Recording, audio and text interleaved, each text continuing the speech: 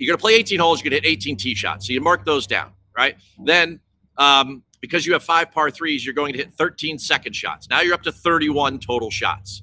Now you have 5 par 5s, so you're going to probably hit 5 third. Like the average golfer is going to hit 5 shots, extra shots on a par 5. So now you're at 36. So everything after that, those have to happen. Yeah, maybe once a season you hole out from somewhere or something like that. But those shots have to happen.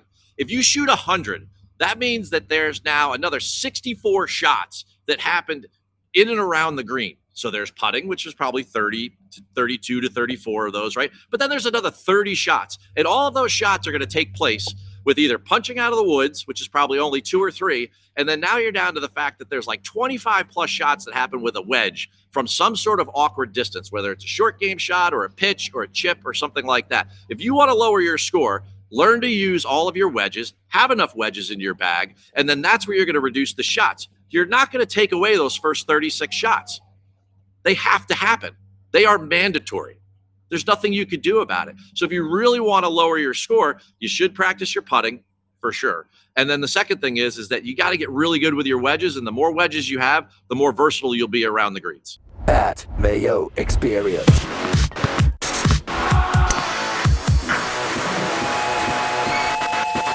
Welcome to the Pat Mayo Experience, the final word on the Truist Championship with Keith Stewart from readtheline.com. Sub to his newsletter down in the description. While you're there, join Underdog, code Mayo. Get your deposit bonus, a cool bet, and my free newsletter with all the final bets is going to be down there along with DraftKings ownership and any of the latest news. Keith, your background looks so good, it looks like you're on a green screen. Well, that's the trick, Pat. Am I here?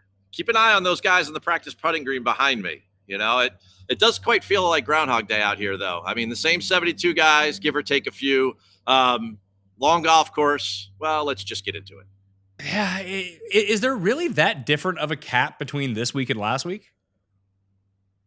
The one thing last week that everything we talked about last week was pretty much spot on, except for the names. I just had the wrong names last week. Did you happen to see the clip that skewered both of us that Jared put out? No, I did not. It's us talking up like, it's Scotty and Cam Young, obviously. Don't like their prices. We'll bet other people. Well, you know what, Jared? What goes around comes around, my friend. Someday. Yeah, well, he actually had it. You know what, Jared? Ask your question to Keith that you asked me earlier that I had no clue about. About the clubs. Oh, people love tips from the pro. Let's do it. Yeah, the shaft or something like that. Oh, come on. You asked me a question. I was like, save it for Keith. And you were, come on. Oh, now you're really? just sewering me again. Yeah, again. Yeah, it's a tough look for the brand. I got a new driver today, Keith, so that's something. All right, what'd you get? I got a Ping something. Don't know. It was mostly black with a touch of blue. Sounded cool. So you spent $600 on something that you're not quite sure what it is. No, my God, no. 200 Marketplace, mate. Marketplace. Brand new. It was crazy. Fair enough. What kind of shaft you got in there? Stiff. Just stiff. Always stiff. Okay. It's not stiff. You're doing it wrong. I'm not going to bite on that, but Sure. So it's a stiff Ping something that is blue and black. Yeah. It has a G in it. Ping G something. So there's a stiff Ping G that's blue and black. Yeah. What's the loft? Let's really dive in. That's 10.5. I saw that. There you go. Yeah. 10.5. Okay. Are you a right-handed golfer? I'm a left-handed golfer. Okay. Who tends so to that's slice the the problem. ball. Okay. So you have a Ping black and blue G something that's left-handed with a stiff shaft. Yeah. All right. How do you feel about this purchase? I feel great about it. I can't wait to use it. Have you hit it yet? No, I haven't. But, Kia, remember that I asked you a question about drivers like a few weeks ago? Yeah. People in the comments, they love, all sorts of golf. I guess we'll call them like golf shot insights. Sure. Like in my former life. Yes. But yes, go ahead. It's called the GSF Tech Driver. Okay. So the last one I was using was Walmart brand 12 years old driver that I've used on 14 holes, 20 rounds a year for 10 years. So I'm assuming it's going to be better. I hope. I like your chances. I didn't sell a lot of Walmart brand merchandise No. in my country club golf shop, but I'm sure there is a market. You said you got it off Marketplace, so I'm sure there is a marketplace for that fine Walmart golf club. I got For my sure. notes. All right, so G440. G440. There it Okay. is. Yeah. Okay. Yeah. All right. That's not too old. That's a couple years ago. Yeah. All right. Take that. Okay.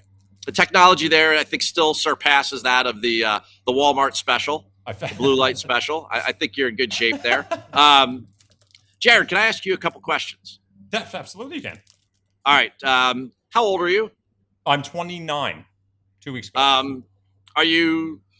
You say you don't play much golf. Are you athletically inclined? Are you somewhat strong? I would say I'm very coordinated. I can't run fast or jump high, but very coordinated, good at racket sports. They're very tall, too. Very tall, too, yeah. Okay. So like more than 6'2"? 6'2" on the nose. 6'2". So that's very tall. Okay. Okay. Great. All Not right. bad. My green screen is now blowing, just so you know. Just, for all the haters out there. Michael Block. Anyway, so 6'2", fairly good at racket sports, doesn't play much golf, strong, athletic. All right, because of your height and because of your strength and your age, I'll let the stiff shaft slide. Say that 3 times fast, right? But for those people that are listening, right, like check your ego at the door. At the end of the day, the shaft is the engine of the golf club.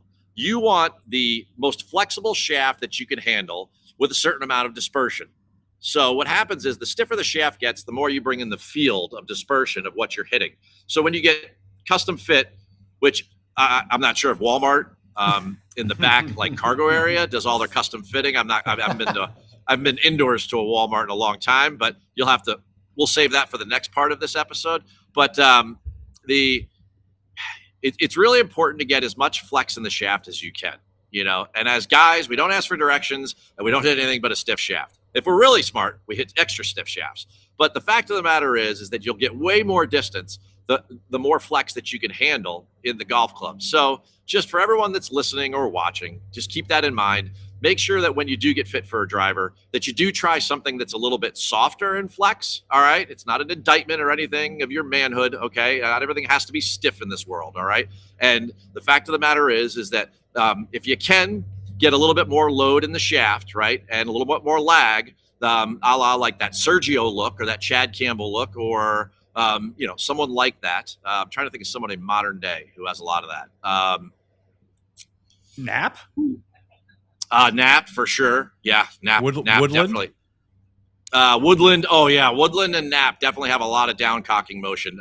There's another word for you. Okay, we're really we hit the trifecta. So take as much flex as you can in the shaft. It's the engine. All the heads are the same. They're titanium. They're as big as they can be. You want to be able to swing hard, but if you can get a little bit more flex, if you do go to get custom fit, pro tip of the day for this episode, the final word on custom fitting for drivers is try different flex shafts. There you go. Pat. I actually went, and because I went for my iron fitting last week. I went for driver in Woods last evening, and I ended up, what did I buy here? I bought a TaylorMade QI4D LS with a Relax X Stiff shaft 60X LR. Okay. But I tried out the stiff, I tried out the extra stiff, and there was this Mizuno that was like real bendy and light. Nah, I could not hit that whatsoever. But I tried out like 3 different heads on the driver as well. Like one of them was a lot bigger and it was weighted completely towards the back. And what I found was I couldn't shape a shot with it. It would just kind of go straight. Like it had so much forgiveness on it that even if you hit it off the bottom of the club or way off the toe, like usually if I hit the ball off the toe, it's a hook I like to call it a draw. It ends up just being a hook. But with this club, that if I just kind of aimed right and I pushed it right, it would just go dead straight right. It wouldn't be a slice. It would just be fired off right. I didn't like that. So I went back to the smaller head where I felt like I could actually control the ball a little bit. Yeah, sure. The more you pull the weight back and lower, helps straighten it out and launch it higher. You're not going to see many drivers like that out here on the range at Quail Hollow, which is over there. they want all speed here because they already hit it in the center of the face. So they want the weight totally forward. It lowers the ball flight a little bit, and the closer you put it to the face, the more the more it's like hitting it with a sledgehammer at impact. Yeah, the other thing I bought new irons too. I got the OEM TaylorMade P770. Oh, the 770s. It's like they were made by. It was like they were carved out by Michelangelo. Not by Michael Block. No. Do you have a rivalry with Michael Block? No, and I don't want to start one whatsoever. Nope, not at all. Yeah. I mean, if his 15 minutes is 15 days or 15 years of fame, that's fine by me. By all means, Michael, we love you. PGA of America, everyone involved. Nobody wants to tangle that right now. No, definitely not. I'm all in for it. But I ended up getting these. I used a whole I've been using PXGs for a while, and the one thing I noticed, when I went to the fitting, my spin rate on these irons were like 4,000. I couldn't hold a green. They wouldn't go high at all. So I tried out 8 separate irons, different shaft, different heads, different types. And when I finally got to these ones, all of a sudden the ball was going 20 feet higher in the air, and the spin rate was like 6,000 with exactly the same swing. Interesting. Well, it would have more to do with the shaft than it would have to do with the iron head itself. Although PXGs tend to be pretty spinny by nature, but it would definitely have to do more to do with the shaft. The shaft is what gives the ball kick at the bottom. We don't need to get into all this, but again, if you're going to get custom fit, you have, depending on your height, if you're super tall like Jared and you're 6'2", you want to make sure you get the lie correct, meaning that, shaft up here, club head, the lie is the way the club sits this way on the ground, and we want it to meet flush like this. Right, so we don't want it to be too much in the heel. We don't want it to be dig too much in the toe. Obviously, the toe digs, the head. Well, I can't do it. You get the idea, right? But you want to make sure the lie is correct. You want to make sure the shaft is correct, because when it comes to irons, and we talk about let's say something like Quail Hollow, where down here in Charlotte and much of the South, they're in drought conditions. The greens are very, very, very firm right now. They are as hard as they can be. They haven't had substantial rain here in weeks, if not months. And, there's no you're not allowed to do camping fires or anything like that. I mean, it is a strict drought conditions down here. And the more you can help, the average amateur doesn't give the ball enough lift to begin with. And that's why I'm always urging them to go more flex in the shaft. The lighter the shaft will also help the ball kick more in the air. The more when the head comes down, you get a little bit more of this action with the shaft. So there you go. Yeah, just fire away at Keith. That's why he's here. Yeah, the show's already derailed it enough, but I've told everybody who will listen. Keith Stewart told me wedges more important, for amateurs than top of the line driver. More wedges, the better, or something to that extent. You told us that 3 or 4 weeks ago.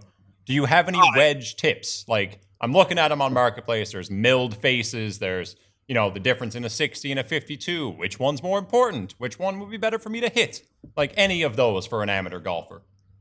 Okay, so this is an indictment of what's going on in the PGA Tour, but the fact of the matter is we're dealing with the same 70 guys at this very similar golf course. So we can have some fun for a minute here. So I'm happy to get derailed because, as Pat will tell you, pre-show I was already in a negative mindset because I was like, what are we doing here? It's the same guys. Rory wins. Let's go. Ronimink. I'm ready for Philly, right? So when you start talking about wedges, and here's the case in point. When you're 200 yards out, there's one club for that. And you swing it, and what are your chances, Jared or Pat, of hitting the green from 200 yards out? If on the PGA Tour, those guys generally don't do it that often as well. They're hitting greens maybe from 200 plus, 205, 195. They're hitting the green here, 60% of the time versus, what is the average amateur doing, right? 20, so if that. Well, the average amateur is hitting it 10% of the time. But our bogey golfers they're just never hitting it. So my point being is that people carry all sorts of woods. They carry all sorts of hybrids. They don't even know what they're for. There's a zillion head covers in their bag. They can't see down in there to see any of the irons or anything, the actual clubs that do work for them. And then they get down to from 120 yards and in, and they have 2 clubs to take up 120 yards. Yet then on the other end, from 200 to 300, they've got 6 clubs. Doesn't make any sense, right? When you actually have a chance to hit the green, and you'd love to make a full swing rather than like a 3/4 wedge or a half a sand wedge or any of that, like it just pays to have more wedges in your bag. If you count the pitching wedge, everyone should have probably 4 wedges in their bag. And what I mean by that is the pitching wedge is probably somewhere around 45 degrees. Then you have a gap wedge around 50. Then you have a sand wedge around 55, and then a lob or a very high lofted wedge around 58, 59, 60, something like that. Now, all of a sudden, when you're at a range where you could actually hit the green successfully as a bogey golfer, you have clubs that you can make a full swing with, and you have a lot of versatility. And other than just having like 2 clubs, and then all of a sudden, like when you're not good with a 7-iron, now all of a sudden you're going to hit like 3 different types of shots with your pitching wedge, chances are that's not going to work out. So to elaborate on your question there, Jared, the more wedges, the merrier. Well, if people really want to dig into Quail, they can just hit the time codes and jump to this point because Yes. I just learned a lot about my club fitting, and I actually have 5 wedges in my bag. I have a 60, 56, 52, 48, and whatever my pitching wedge is, 46. Yeah. And that makes perfect sense because those are your scoring shots. You want to be as versatile as you can at that point in your game and that distance range in your game. And, if you're over 200 yards and you can get it near the green, you're going to need some sort of wedge anyway. You're not hitting the green. So, the fact of the matter is that the more wedges, the better your scoring will be over time. The more it will force you to practice with them, which is how you actually reduce shots in your game. To really get into this, it always baffles me that people, like, if you go out and play 18 holes of golf, Pat, this weekend, and at your golf course, there's 4 par 3s, 4 par 5s, and 10 par 4s. We are 5, 5, and 8. 5, 5, and 8. Okay, so you're gonna hit how many tee shots in a round of 18 holes? Driver or just tee shots in general? Just tee shots. Well, I'm gonna hit 15, or I guess 13. No, you can hit 18. I guess, you yeah. 18. Yes. Okay. Sorry. 8. Yes. 18. Yeah.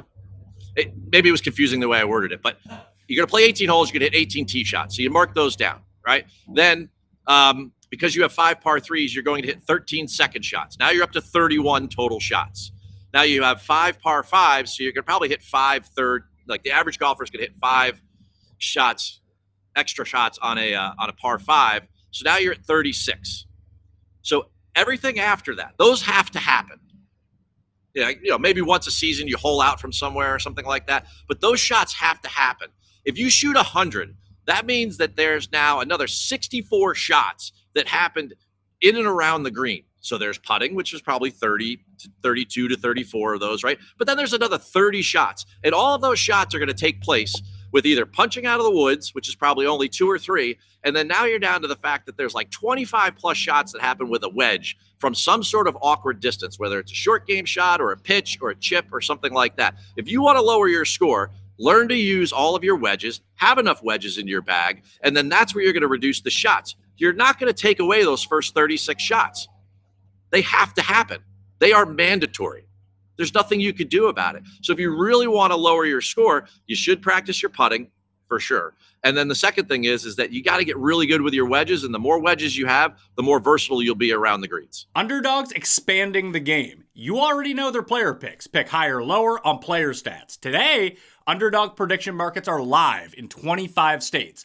Back your squad with spreads, handicap for closer game, or totals, higher, lower combined score, combined with player picks for bigger payouts. New customers play $5 on fantasy, get $75 in fantasy bonus entries. Code Mayo. Team picks, player picks, all on Underdog. You mentioned the drought conditions that are going on right now in the South, and we're seeing that at Charlotte. It is expected to be very rainy both Wednesday evening and into Thursday, both in the morning and then potentially again hitting the late afternoon wave right now. We'll see how that ends up moving around. But do you think that we're in danger of losing some of the first round? I don't think so. I think most of the rain is going to happen overnight. I spoke with Keith Wood this morning. We share the same name, but a much different title. He is the head of agronomy here, the director of grounds. And, he's dealing with some very fiery conditions right now. He's very much looking forward to the rain. And he said, I said, is there any chance if we get half an inch, 3/4 inches of rain Wednesday night into Thursday morning, even into midday Thursday, that the surfaces soften up at all? We're not going to get close to where we were for Quail Hollow last year. If you remember, the PGA Championship was super, super soft. The mud balls, all of that controversy. We're just not going to get there. And he said, there's just no way. He goes, this is like basically raining on a parking lot right now. So the water is just going to, it'll help. Certainly the safety of their conditions in the region, but for the golf course here, they are trying to put forth as much of a firm and fast test as they can, and they have a super firm and fast one right now.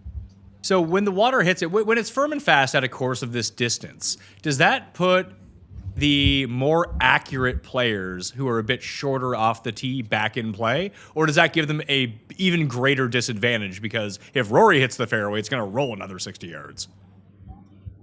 There used to be this old, kind of like wives' tale. They're like, oh, if it's firm and fast, then, the shorter guys get to catch up to the longer guys. Well, the longer guys just get longer. Now, if you had a lot of dog legs, maybe they roll out through the edge of the fairway. The longer guys are always going to be longer. There's not a substantial amount of rough here.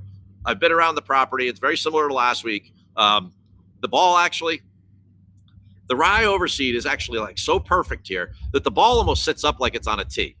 Like it's on the first cut at your home course, before you get to the real rough, like on the edge of the fairway.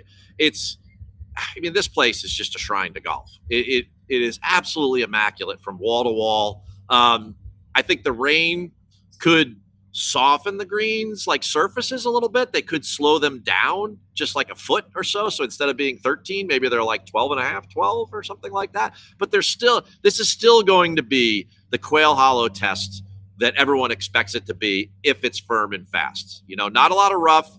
Make sure you got a guy that's ready to go driver heavy. And unlike last week where I said, I think some accuracy guys can make it to the top of the leaderboard. And as it turns out, the final top 10 was half positional guys and half bombers, right? I think that this week we're definitely going to have that lean back towards mainly bombers. That's where I would go. If you're going to take someone who is a positional golfer, just ensure that they gain strokes off the tee. Looking at someone like Siwoo. I don't think that Siwoo is going to have, he can't putt enough to win here probably, but he doesn't have a ton of distance, yet he is still top 10 in this field and off the tee. He is so accurate, it's an advantage. Absolutely, and it becomes an advantage for him anywhere. But the putter would be a really big problem here for him. I would also prefer him next week if I was going to bet on Siwoo. That's interesting because next week you're going to definitely need way more short game than you're going to need this week, much like you needed a lot of short game last week. So Siwoo's an excellent around the green player. So yeah, if I had to lean between last week, this week, and the next week, I would take the two bookends. I would not take this week with Siwoo. But you did like some of the positional golfers a week ago. Here, I feel like it's very much a similar cap, except more bombers.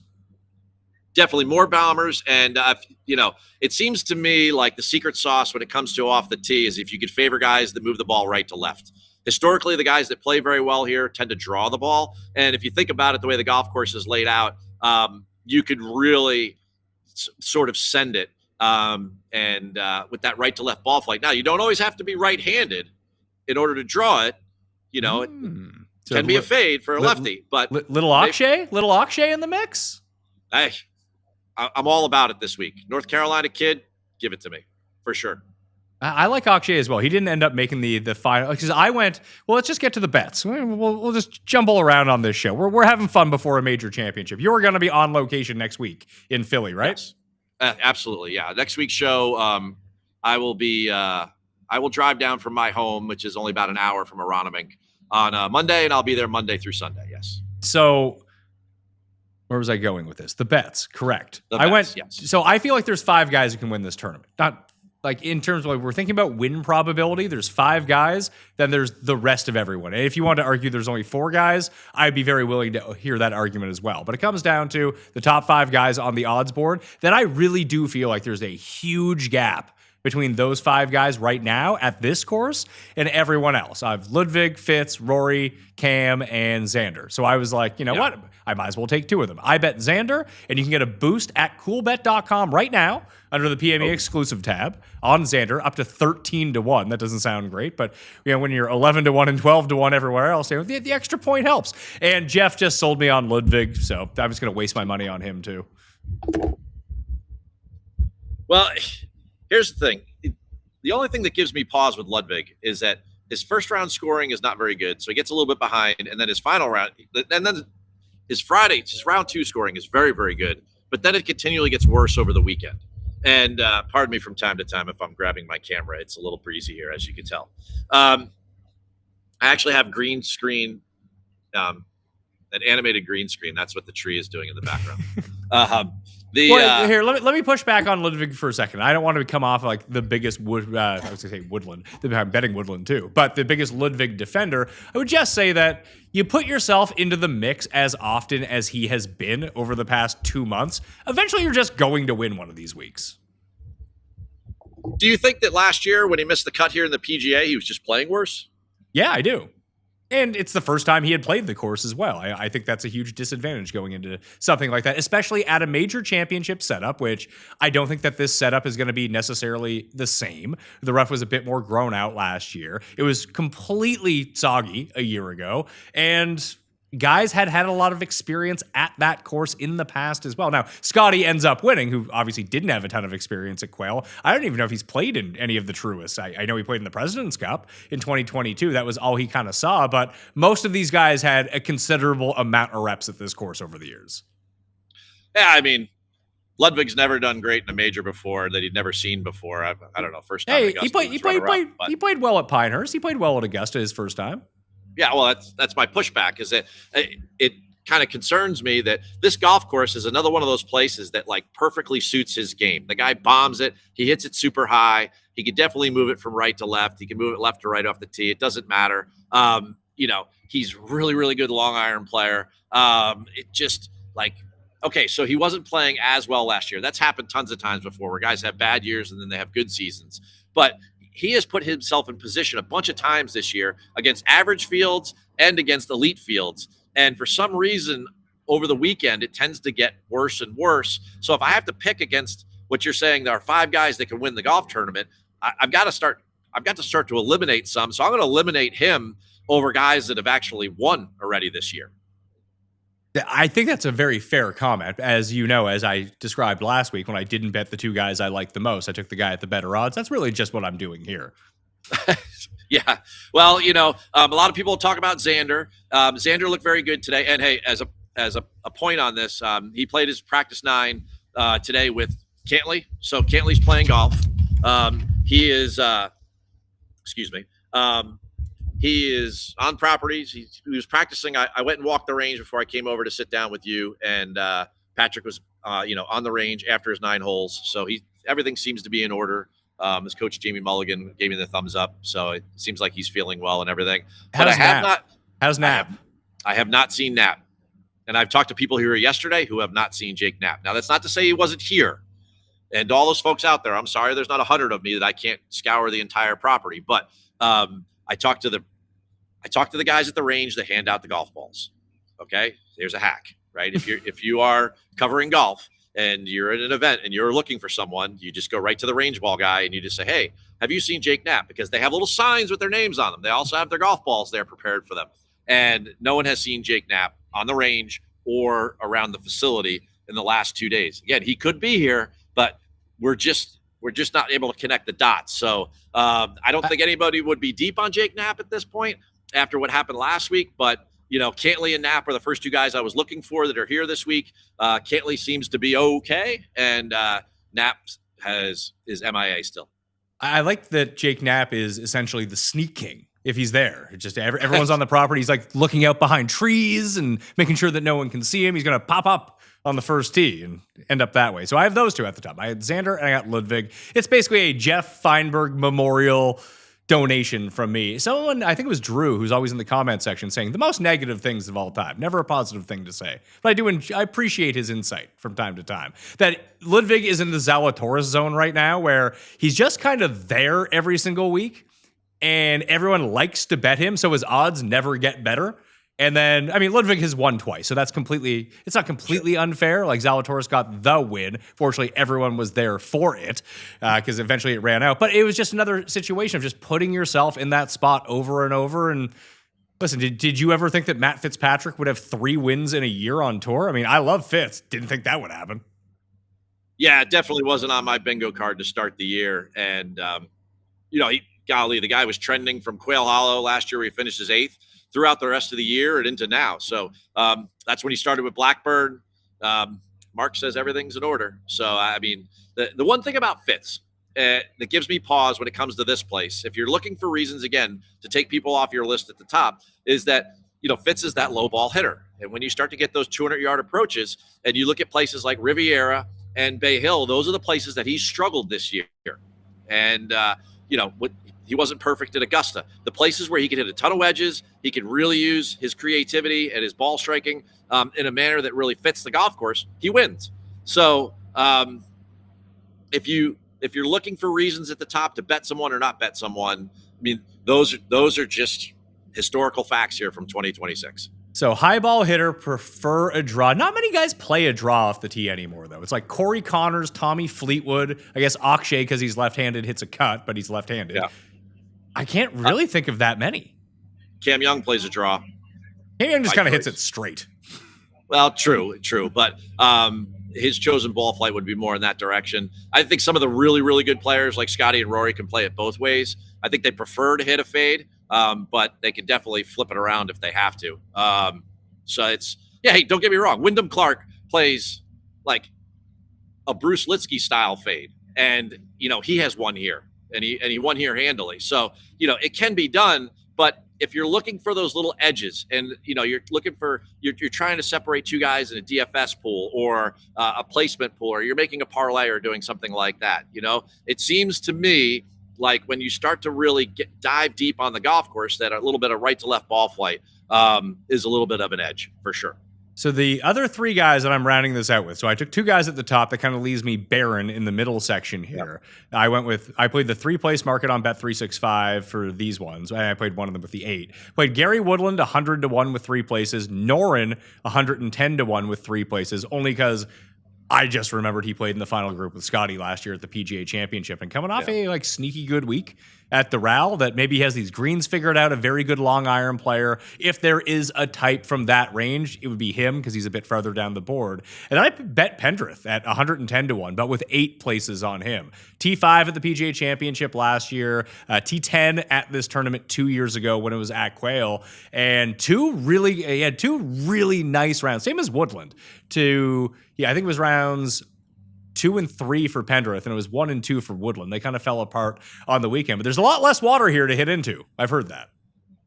Well, some of the guys last week blew up on approach or they blew up off the tee because they hit 2 or 3 balls in the water somewhere over the course of 4 days and they were done. Obviously, they weren't going to win the tournament, but it also kind of skewed their strokes gained numbers. I'll say this much. Pendrith looked really good last week hitting the golf ball. The problem this year has been the putter, and it seems like that's sort of righting the ship. Golly, he and Mac and Corey were warming up on the range this morning. They were obviously going to go out together and play a little practice round. I mean, it was an absolute stripe show, and the guy flushes it. I mean, he bombs it to the back of the range. I would feel good about putting Pendrith on my card in some fashion. Will he win against Rory or Cam or Fitz this week, or the guys you're talking about at the top? That I don't know, but Taylor Pendrith is in a position right now to do some damage. The guy looks a lot more comfortable with his game than he did, 6 weeks ago when I was paying more attention to him, and it didn't look good. And then I was like, all right, well then we're done with this guy for a while.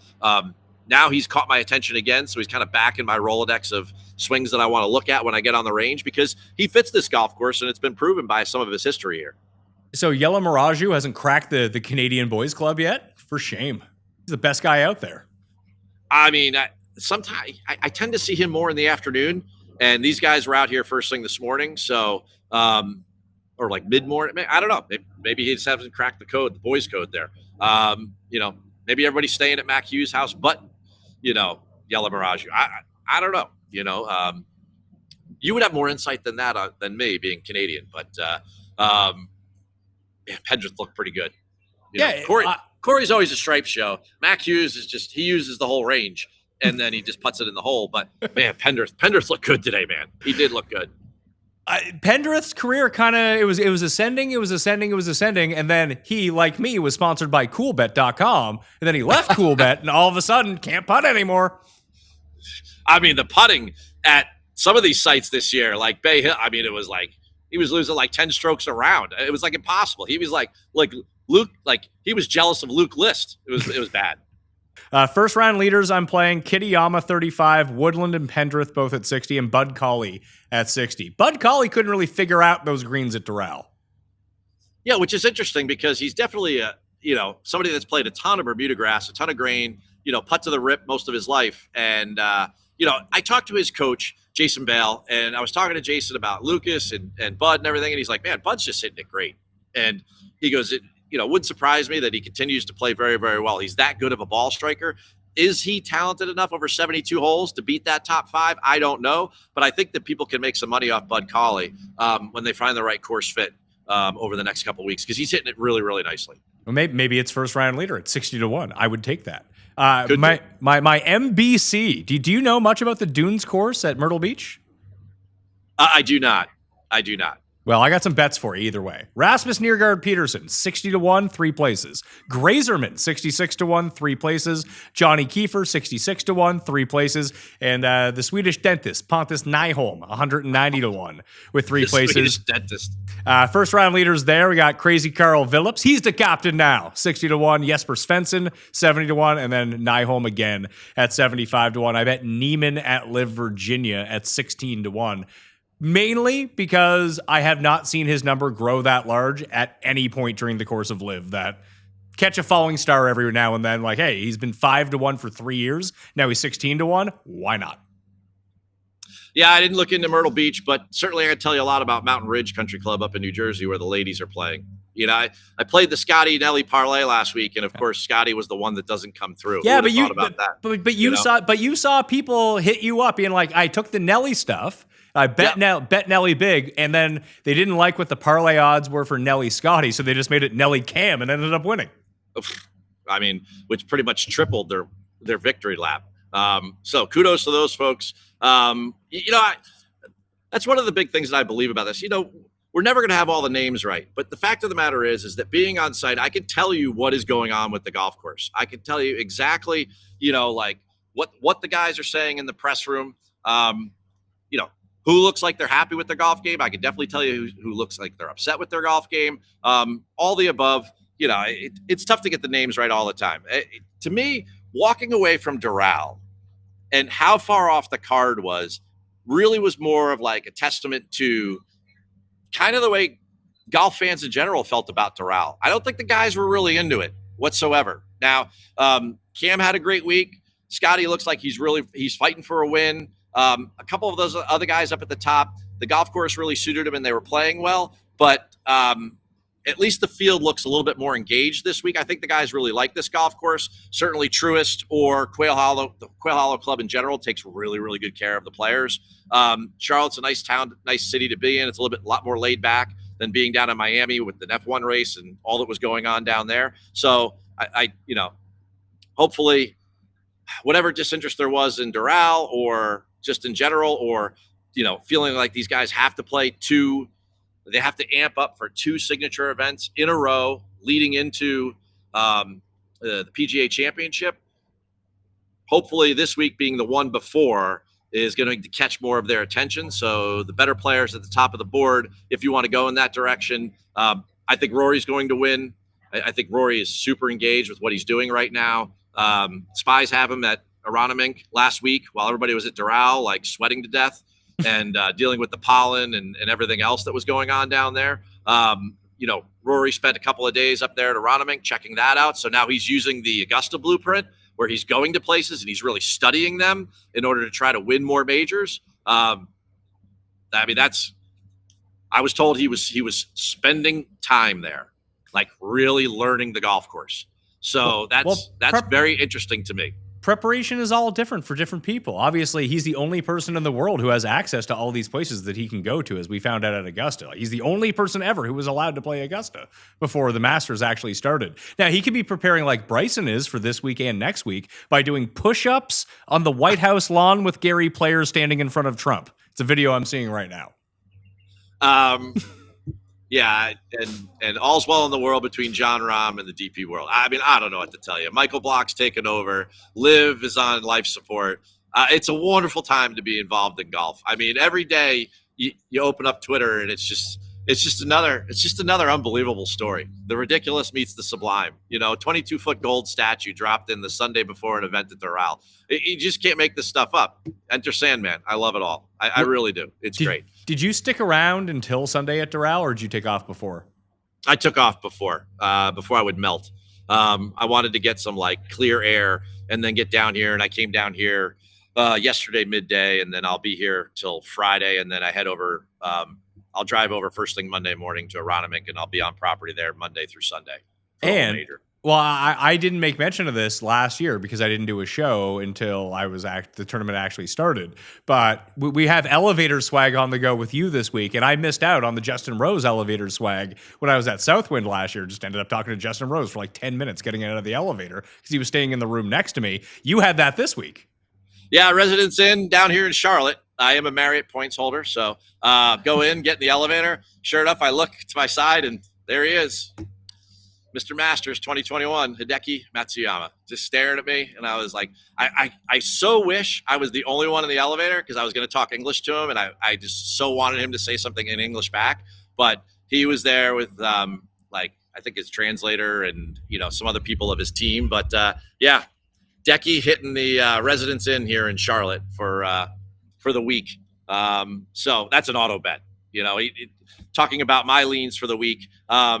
It's going to be a really tight card because I think that Rory gets the job done, and I do like Akshay. I have to, by principle, the unwritten rules of on the road sports betting is that if the guy's staying in your hotel or you run into him in the elevator, then you certainly have to bet him. I did it at Valhalla with Martin Keimer. I ran into the hotel elevator there with him there. He had his golf clubs and everything like in his travel cover. It was awesome. And I turned to him. Did I ever tell you this story? I turned to him and I was like, "Hey, play golf this week?" And he just looked at me like I had like 7 heads. It was like it was the greatest line ever. And then when I walked out of the elevator, I was like, "Hey man, you were great at whistling straights." And he just kind of looked at me and he was like, "Oh, okay, everything's all right then." I love it. I think when you're the captain of the cliques, you demand more respect than that, Keith. Well, there was a time, man, when Martin Keimer was a seriously good golfer, and now he's part of a very unserious league. And, I haven't caught any of the action. Has the transcript or anything on social been posted from Scott O'Neill's presser this morning at LIV Virginia? I thought he was supposed to speak on behalf of LIV. And so what kind of propaganda is he selling now? Something about, hey, there's a league and, it's not going anywhere, that kind of stuff. And he's like, okay. we only play 14 weeks a year or 17 weeks a year or something like that. He's like, there's other tours where guys want to play if they want to go play more and all this. No one cares. Yeah. I think the kind of the sense of urgency that John Rahm showed to deal with the DP World Tour, get that situation pushed to the side kind of tells you the writing's on the wall. That's all Ryder Cup stuff though, isn't it? Well, yeah, but if what I'm hearing is correct, and that if these guys that want to come back, not mentioning any names, right? If any of these guys want to come back, that they're going to have to talk to Patrick Reed about what to do, then John Rahm's going to need to make nice with the DP World Tour. And that was a major step that took place today because that was not a pretty conversation that was going on there. And, well, we'll see where it all goes. But for right now, there's a players meeting here today. Now, I think a majority of that is schedule-based because we're about a month away from Travelers where Brian Rolap's going to make, an announcement to the media concerning what they're going to do for 2027. But there's a players meeting here today in the clubhouse this afternoon. And Rolap's, in fact, when I was setting up here, he and Andy White's, the CMO of the PGA Tour, they both walked by and gave me a wave, and they were on their way. But he's here to talk to the players. All right. Today. Well, if you see him, tell him to cut it out with this signature event bullshit. It's enough. It's enough. And I know they want to do like triple this, but just like I hope that Doral was a kick in the teeth that they needed, being like, oh, maybe people and maybe viewers, the players and fans don't want to see this every single week. I mentioned this a few times this week, so I don't want to be redundant, but I want to run it by you that one of the things that does not get talked about enough with the failure of LIV is running out the same fucking field every week. I mean, you could sense it in the tone of my voice.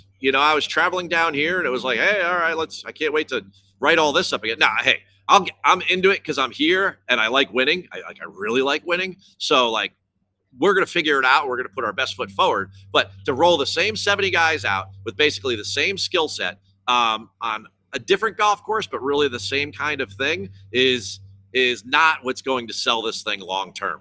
And I think sure as shooting that like people are pretty aware of what was going on last week and what the negative connotations of that event were. From the players' perspective, didn't seem like, I mentioned it earlier, just seemed like by the end of the week, guys were disinterested. That they were just kind of going through the motions. This was a lot of weeks in a row before a big major championship. Guys want to win majors. The focus of the tour has become major championships.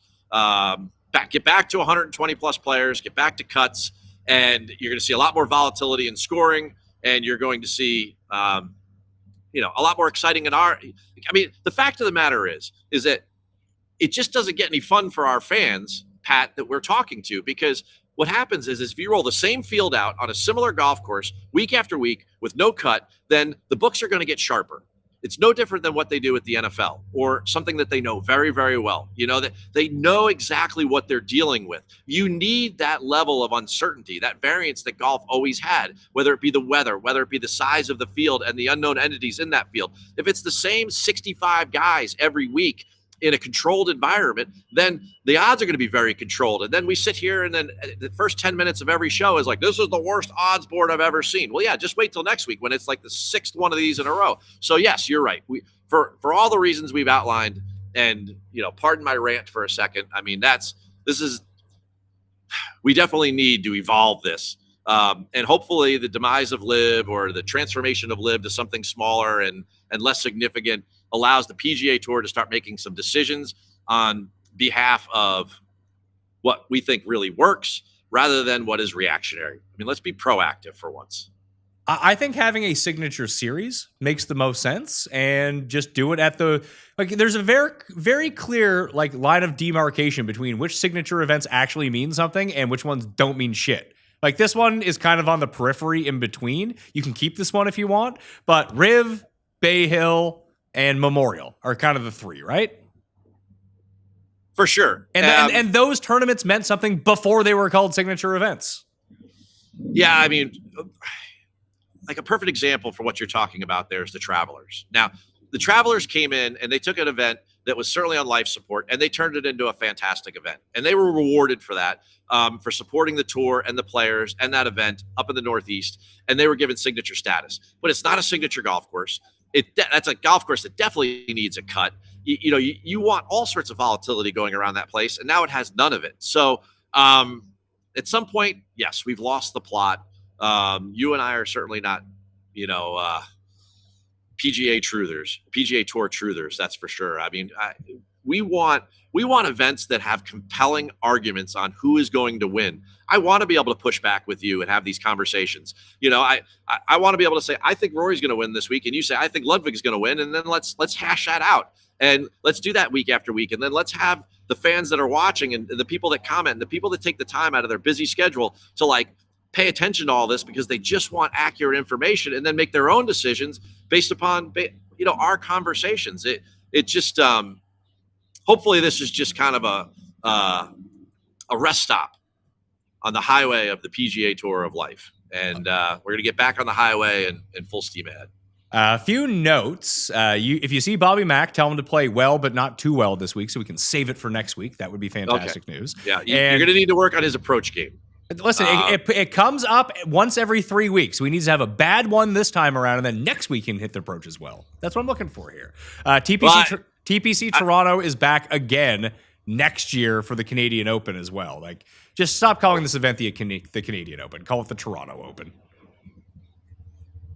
That course sucks. Correct me if I'm wrong. I mean, I know it ended up being an exciting finish, but people didn't like that golf course, did they? No. Players didn't like it. Players didn't like it. It takes a million years to get to. It's nowhere near Toronto. It's really bizarre. And and I was explaining to Jeff, like Toronto itself has so many awesome historic city courses that look amazing on TV. We saw it for like that 3-year run the Canadian Open had when it like started getting some juice again, playing these courses that were really cool and it was attracting more players. It was awesome. And then you put them out at, I call it the Craig Ranch of Canada. Oh, that is far from a compliment. That's for sure. A couple of things. Ricky Fowler seems to be hitting the ball really, really nicely. That's somebody who's had a great history here. I would keep an eye on. You know, he's in that like Adam Scott range-ish. If you're looking for someone in that range, he looks pretty good. And I've already mentioned Akshay. Gary Woodland has putted well here before. Yeah. And golly, he's ball striking the heck out of it. So I was on Woodland last week. Disappointing weekend, but you know, it'd be hard to argue. I mean, this is a ball striker's ballpark. You know, this is a place where you know, if you're a flusher, you're happy to be here this week because you are going to be able to separate just from tee to green. And then certainly the putter plays a huge factor. And if you've putted well here before, that's a good thing. It's too bad Nikolai kind of hit the skids. I mean, it's good because I don't have to bet him every week now, but this would have been like during his run, it'd be like, ooh, Quail Hollow. What a setup for Nikolai. Oh, it'd be an incredible setup for him. No doubt about it. For sure. Yeah, but he's in the ebbing part of the ebbing and flowing right now where, you know, the people come in waves. You play well for 3 months and you go down for 2 months. Then you might make a comeback. Maybe this is the week he starts the comeback, but he's been kind of dipping in performance essentially since his T2 in Houston. Had a bad Masters and just hasn't really played well since. He'll get it back. I wouldn't worry about him. To talk about the PGA Championship very briefly, Phil and Tiger are now officially out. Max Homa has replaced Phil in the field. He is no longer the first alternate. He is qualified for the PGA Championship. Do you know who the first alternate is now? Ooh. I don't. What do you got? Shooter McGavin. Shooter Sean Yelamaraju. Oh. I'd like to see him in. Be a good fit for him. I was up there the other day. Part of the reason why I had to get home and then get back. I mean, looks good, man. So I'm going to do a deep dive on the course. I got Kyle Porter coming on Thursday. Me and Noonan are going to do the research show. We'll really dig into everything. But I did want to get your brief take on the course and just a quick overview of what you're going to see. I even played it on the sim twice to really get myself going. But with the way that they're setting it up, and the PGA of America has done this basically for the past 10 years, they've made these courses harder. They've become U.S. Open light in a lot of ways that the last time that we saw this course, you saw a lot of accuracy, good iron players do really well. Do you think this course can be overpowered next week? Or do you think that you'll see I don't want to say the Corey Connors mold or the Russell Henley mode, but like that style of player really have a chance next week? I think, I mean, this is going to sound like a slight to Aronimink, which it really isn't, but it's going to be somewhat of a poor man's Oak Hill. Okay. Very, very similar style skill set there's going to be a lot of crossover there. The only reason I say that is that when you go to Oak Hill, it's just so massive. The property is massive. The oaks are massive. Like everything is just really, really big about it. Whereas Aronimink, it's not quaint by any stretch of the imagination, but it's more of a smaller piece of property. And the way that Ross kind of weaved the routing through all of it and the way he works with the ridge line, it's just so amazing. The design of this golf course. And when you look at all of the golf courses that are, you know, the Wissahickon, Marion, Gulf Mills, Sunnybrook, the Spring Mill course at Philly Country Club, like all of those great Wilmington, I know it's in Delaware, but like Wilmington Country Club. And of course, you know, across in New Jersey, you've got Pine Valley. Like Aronimink is just such a great, well-rounded test of golf for the average golfer. These guys are certainly going to be able to overpower this place. What's going to help is that it's been somewhat dry up there and somewhat coolish. So they'll be able to get the greens unless there's like a deluge between now and next week, which doesn't look like in the forecast at home that there's going to be. It's going to be, we have a mix of like 65 to 75 and then 50. And then it goes back and forth because it's springtime in the Northeast. I think they're going to be able to get the place somewhat firm. And the green complexes at this place are second to none. They are really, really good. The 10th hole, the 8th hole, there's 11. I mean, there's just so many devious green complexes. There's a zillion bunkers. Let me reframe this. Is it a spot where Bryson can go out and mash and be fine, or is it a place where Aaron Rai has a chance to win? I guess is kind of the two poles that I'm looking for here. Man, Aaron Rai is just hit some fairways, be awesome with your irons, and hopefully you make some putts. Yeah, if Aaron Rai was a better putter, I think he has equally as good a chance as a bomber. Okay, that's really what I wanted to know. So like my Siwoo point would stand that like Siwoo is a good setup for there. Fairways, irons, pray he can make putts. Yeah. And Donald Ross winner too, Siwoo Kim. Yeah, and I'd also like to see, I mean, you look at the guys back there in 2018 that played well. Xander played well there. Rahm played well there. Keegan. Rose obviously. Always plays Rose well. has won there before.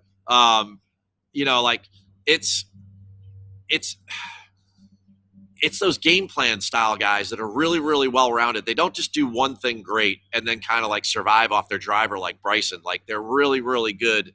Like you could see like a JJ Spawn doing like what he did at Oakmont at that time. It's like that type of design.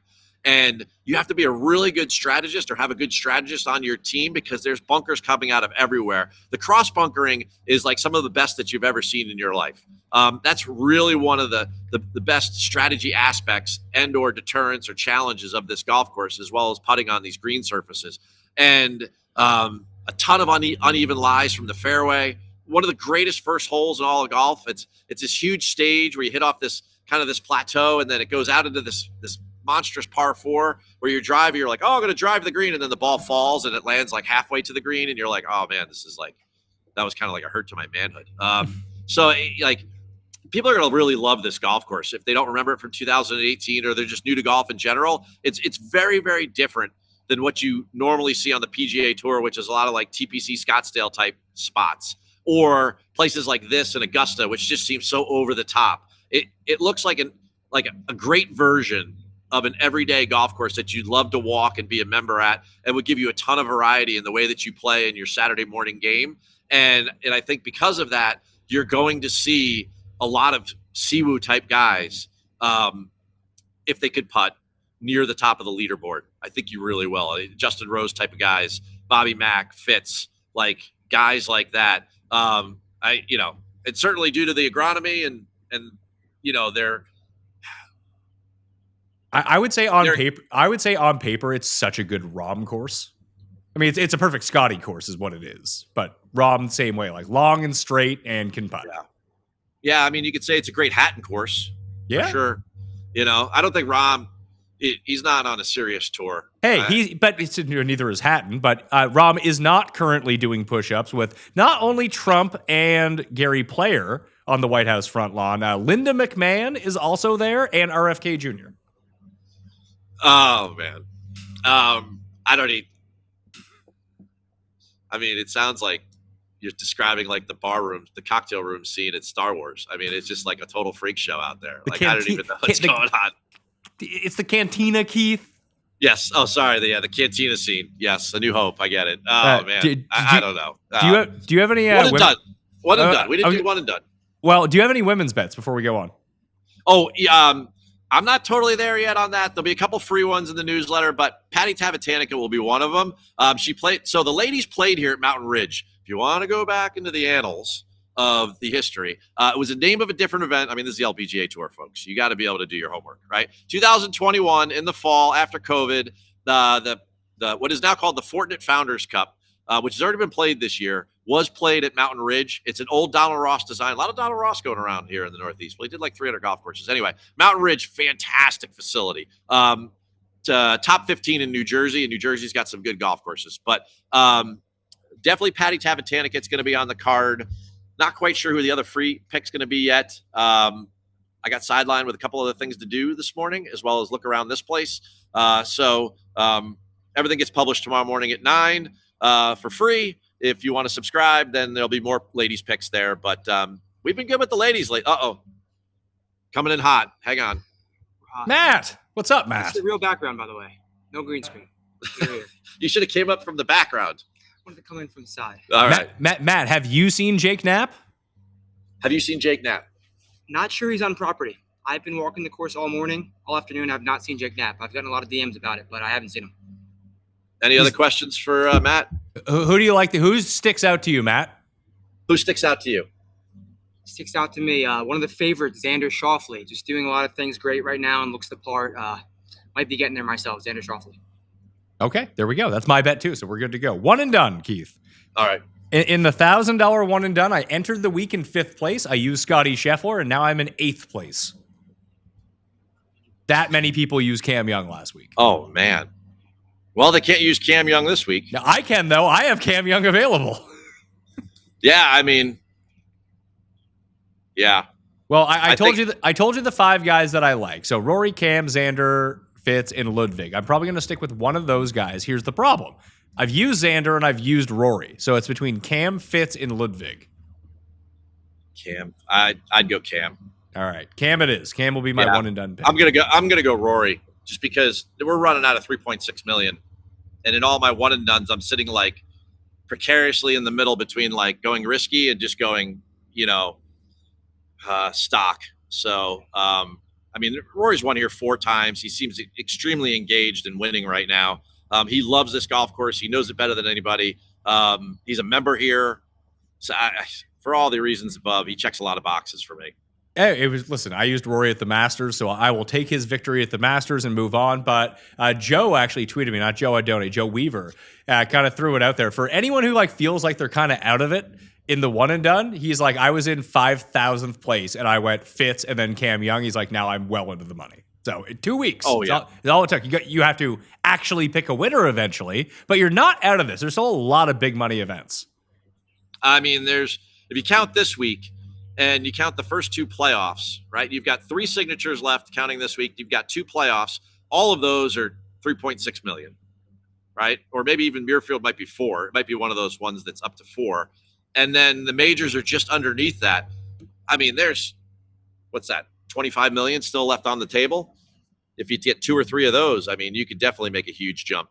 And so I would definitely keep trying for sure. That's the beauty of one and dones right now with these crazy purses, is that you can go super risky on the John Deere or a Rocket or a 3M. Well, of course, unfortunately I've used Scotty, but I would use Scotty at the 3M. What is Scotty doing going to the 3M the week after the Open Championship? Someone may mention that 3M is now you're going to hear an announcement that 3M is sponsoring Scotty Scheffler. I think you're right. Yeah. So look for it on the bag when you see him next week. All right. I'm ready for you. You ready? Hit me with some rapid fire questions. All right, here we go. Do you prefer a pristine golf course or to more of like a rough looking edges golf course? Like what I mean, like Quail Hollow this week, do you love a pristine one or do you love something more like a Pine Valley style or like the Country Club style look where there's all the rough edges? I like the rough edges, but mainly because I do not get to play at very many like super manicured type places. Maybe I would enjoy those more if I played them more. Yeah, I'm with you. I like the rough edges too. On a scale of 1 to 10, how high are your expectations for your upcoming golf season? For your game? I say like a 9 out of 10. I am hoping to break par this year. Hoping to break par. What's the lowest you've ever shot against par? 1 over, 2 over, 3 over, even par? 3 over, although I shot a 4 over round last year that involved a quad. Oh. It was horrible. Ouch. 17 pars and a quad was my round. I think the days of beating my personal best are over, but who knows? Well, I got these new clubs now, so I was like, listen, it's the sim, and I played in our members scramble this weekend, and it was a real kick in the nuts after going to the sim all winter and being like, hey, I'm increasing my club speed and everything like that. And I go from like 230 carry, like work on my game a little bit of like 3 years ago to now I have like anywhere between like a 245 and 260 carry with my driver. And then I get outside and like normally right around like 250, 255 in the air, let it roll out a bit. But when I'm playing in 7-degree weather, the ball doesn't go quite as far, Keith. No, it doesn't. It certainly doesn't. But now I got this new driver, and so I'm at the sim, so I'm using that last night, and I was using my regular driver beforehand to get like the baseline of where I was at to the new driver, and it's an extra 20 yards of distance just for the new driver. Speaking of drivers, Jared, before you sell the Walmart special, you got to text me a picture of that thing. I just have to see it just for my own entertainment. It's tough to watch. It's the driver in two woods. It's bad. I certainly don't want to see you swinging it. I just want a picture of the club. I have video if you want to see my swing. I'm open to point. I mean, if that'll be next week. Next week, Jared will get your swing on film, and Keith can break it down. That's how we will spend our PGA Championship week. Or maybe the week after. Quail Hollow, Pat. Yes or no on Quail Hollow? Yes, I like Quail Hollow. Who do you text the most in your life? I have a group chat with Cust, our other friend Tim, and my other friend Ryan, 3 of the people that stood in my wedding, and there's like 5,000 messages a day on that. All right. Your favorite golf apparel brand? I like Puma. I like to wear Puma. I feel like it fits me. And like the old Nike stuff that Rory used to wear like 5 years ago, I still have a ton of it. I like the stretchiness of those shirts. And I like the stretchiness of Puma. I feel like it's more athletic gear rather than just straight golf gear. All right, fair enough. Which Truist, Wachovia, Wells Fargo championship do you remember? Which one sticks out the most in your mind? There's been some good ones over the years. I feel like it was that final round where Rory played with Patrick Rogers and dummied him by like 10 shots and won by a touchdown. For me, it's a tie between the Ricky playoff. Rory's first win was big too when he was like 13 years old. Yeah, that was a good one. 2012 Ricky. Rory in the playoff. Do you remember who the third guy in that playoff was? I don't, but one of them clicked in my mind that I'll answer after you.